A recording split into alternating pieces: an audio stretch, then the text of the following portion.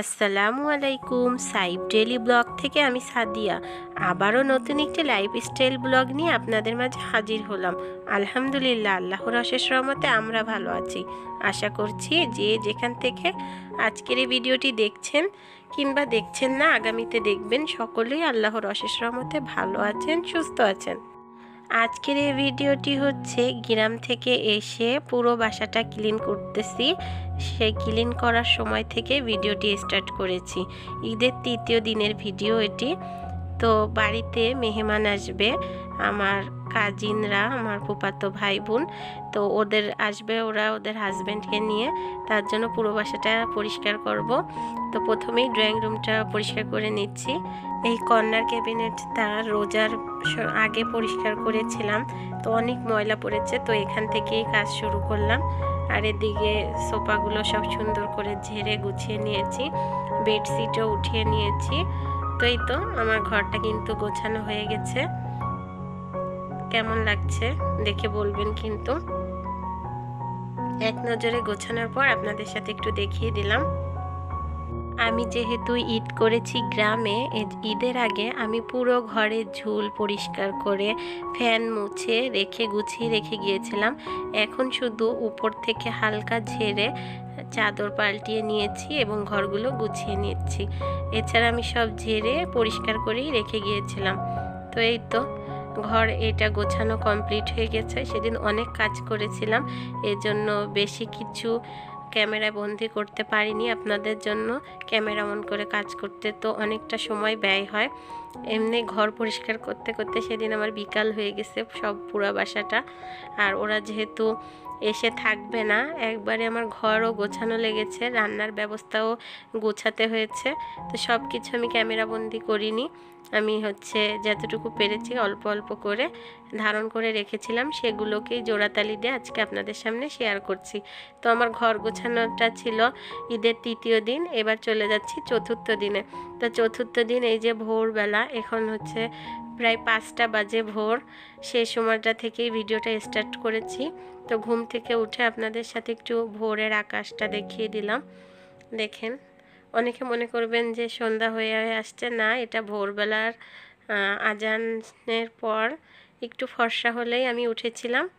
তো এই তো আকাশটা দেখিয়ে এখনই আমি চলে যাব রান্নাঘরে। এখন থেকেই রান্নাটা শুরু করব, কারণ ওরা এসে থাকবে না, ওরা খাওয়া দাওয়া করেই ঢাকাতে চলে যাবে, তার জন্য। তো আমি অনেক কিছু রান্না করেছিলাম, সব কিছু তুলে ধরতে পারিনি, কারণ কি বললামই তো, ওরা এসে থাকবে না, সব কিছু এক হাতে করা।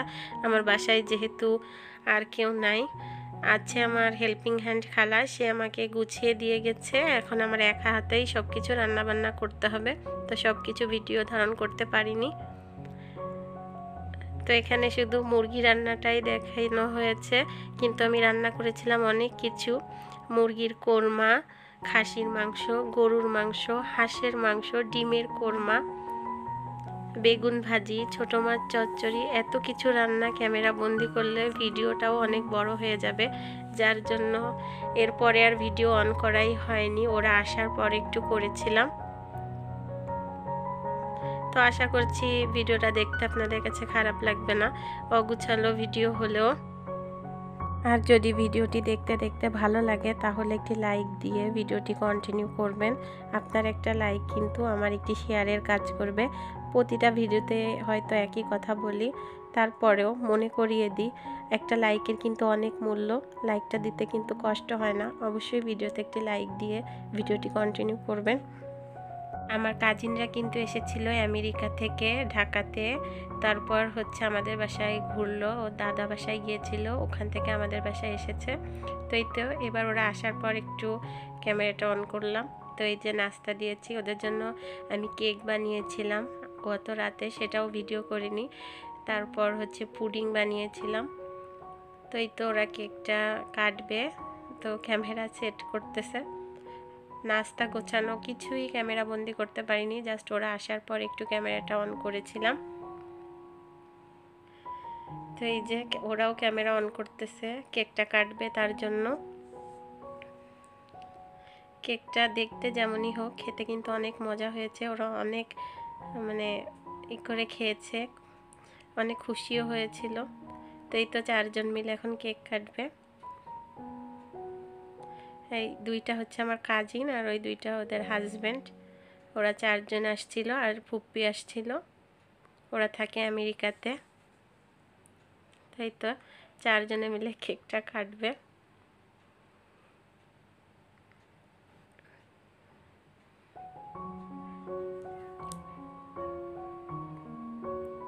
তাই তো কেক কাটার সময় আমরা বলতেছিলাম ওয়েলকাম টু যশোর।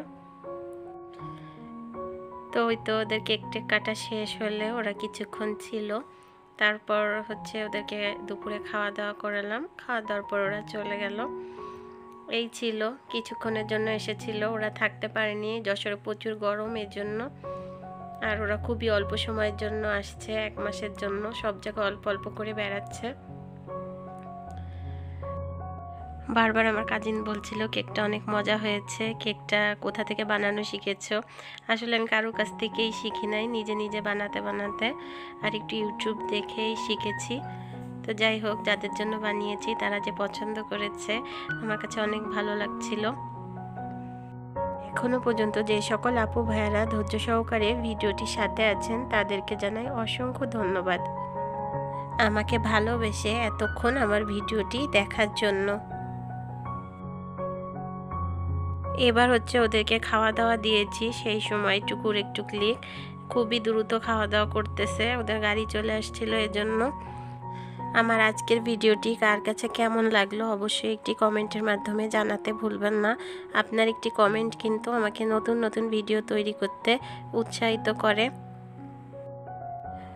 তো আমার ফুফাতো বোনরা আমাদের জন্য কিছু গিফট নিয়ে আসছিল, গিফটগুলো আমাদের কাছে অনেক ভালো লেগেছে। তো সব কিছু দেখানো হয়নি, লাস্টে আমি অল্প কিছু গিফটের ক্লিক দেখিয়েছি আপনাদের সাথে, যেহেতু সব কিছু আপনাদের সাথে শেয়ার করি, এটুকু না করলে কি হয়, এজন্য।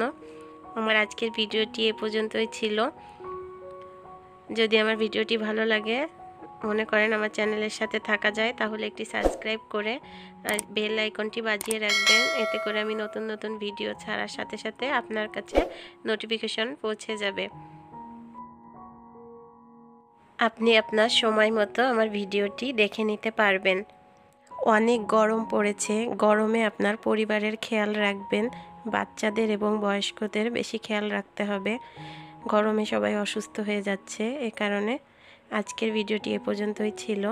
ভালো থাকবেন, সুস্থ থাকবেন, দেখা হবে নতুন কোনো ভিডিওতে। সে পর্যন্ত সাইফ ডেইলি ব্লগের সাথেই থাকবেন। আল্লাহ হাফেজ। আসসালামু আলাইকুম ওয়া রাহমাতুল্লাহি ওয়া বারাকাতুহু।